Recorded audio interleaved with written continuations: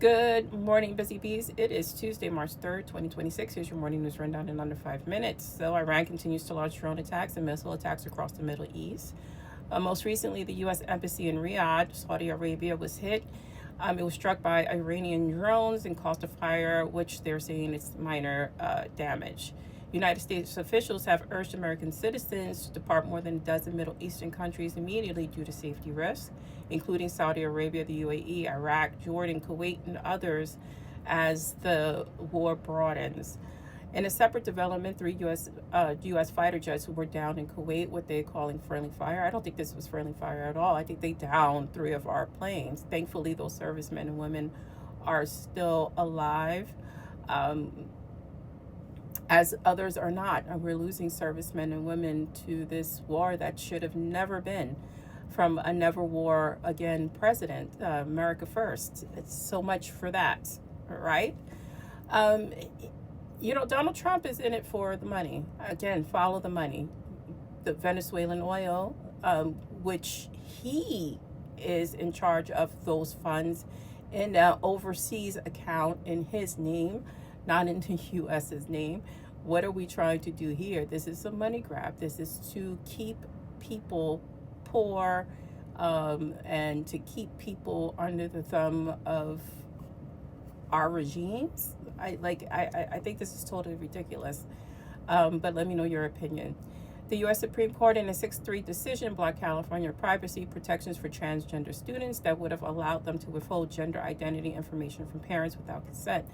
Now, I don't agree with this because either we are deeming this a health issue or not, right? So there has to be some sort of privacy. These kids cannot go out and get surgery without parental consent anyway. These are kids struggling with their identity and trying maybe to work that out themselves before they approach their parents, or maybe their parents are not approachable. Either we want to protect children or we don't.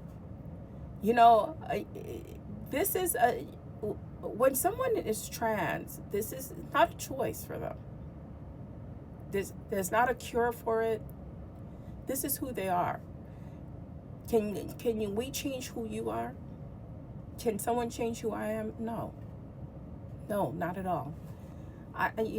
This is a subject that is hard. It really is, because as a parent, you want to help your kid, hopefully, but there's so many parents who don't want to help their kid. There's so many parents who want to bend their kid's will to their own, and understand that, and don't understand that their kids' lives are theirs. It's not ours. We give them life so they can live. That's just my opinion. Former President Bill Clinton testified before an oversight committee, and so did his wife, Hillary Clinton. You got to ask my husband that, because she wasn't there. She wasn't on the island. She wasn't there, to coin a Diddy term, at a free golf. I mean, why would she know? Anyway, she was questioned longer than Bill. Bill, in my opinion, is a coward. He did not give any information implicating himself because, he's self-preservation over the good of American people. He threw President Trump under the bus, which, he should have, but it would have been more forthcoming if he told the truth, instead of saying, I didn't know.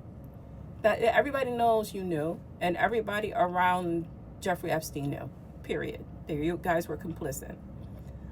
Recent labor and jobs market data show continued sluggish hiring despite lower official unemployment. That's because Trump is messing with the numbers. And this is why environmental restrictions have been lowered to give these companies AI capabilities. And guess what? When AI comes in and takes over, people lose jobs. In my opinion, will that work in the long term? No. You need a human still. We're not at that capability, and I hope we never are. This is your morning news rundown. Stay smart, stay safe, stay informed, and let me know your thoughts. I'll see you tomorrow.